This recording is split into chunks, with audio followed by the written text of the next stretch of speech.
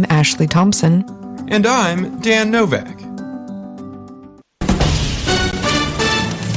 This is VOA News, reporting by remote. I'm Joe Ramsey. Russian President Vladimir Putin expects his troop mobilization for combat in Ukraine to end in about 2 weeks. That would allow him to end the unpopular and chaotic call-up meant to counter Ukrainian battlefield gains and solidify his illegal annexation of Ukrainian territory. Putin faces domestic discontent and military setbacks in a neighboring country increasingly armed with advanced Western weapons. He told reporters he, quote, did not set out to destroy Ukraine and doesn't regret starting the conflict. Russia's difficulties in achieving its war aims are becoming apparent in the illegally annexed Kherson region. Anticipating an advance by Ukrainian forces, Moscow installed authorities there urged residents to flee Friday. U.S. officials say billionaire Elon Musk is asking the Pentagon to take over funding for his Ukraine satellite network. AP Washington correspondent Sagar Magani reports. The Starlink system has played a big role in Ukraine's defense during the Russia war, but Musk says it's costing his SpaceX company hundreds of millions of dollars.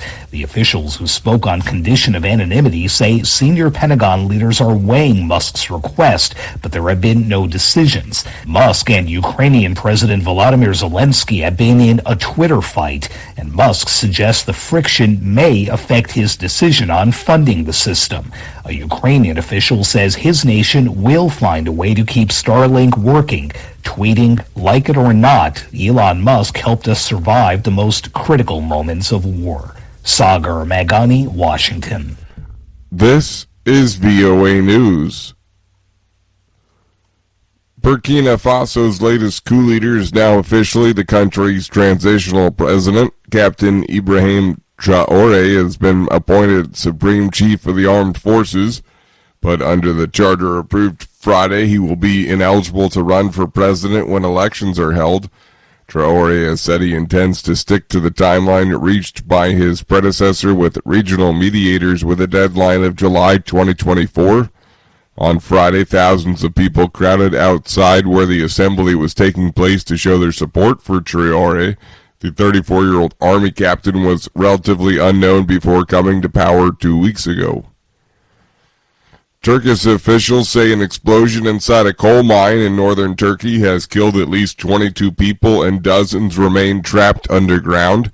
The explosion occurred Friday at a state-owned mine in a Black Sea coastal province. The country's energy minister says a preliminary assessment indicates the blast was caused by flammable gases found in coal mines.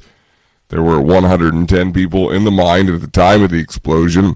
Most were able to evacuate the mine following the blast, but the interior minister says 49 people were caught in a higher risk area of the mine.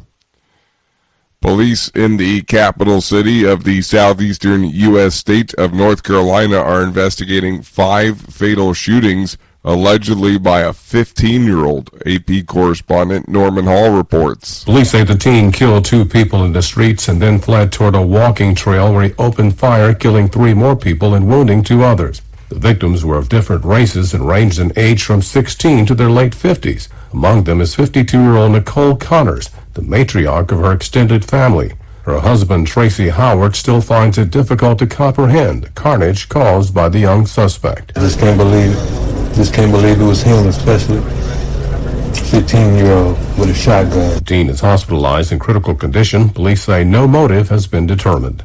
I'm Norman Hall. Recapping our top story, Russian President Vladimir Putin expects his troop mobilization for combat in Ukraine to end in about 2 weeks. That would allow him to end the unpopular and chaotic call-up meant to counter Ukrainian battlefield gains and solidify his illegal annexation of Ukrainian territory. Putin faces domestic discontent and military setbacks in a neighboring country increasingly armed with advanced Western weapons. Find more on our website, voanews.com, or follow us on the VOA mobile app. Reporting by remote, I'm Joe Ramsey.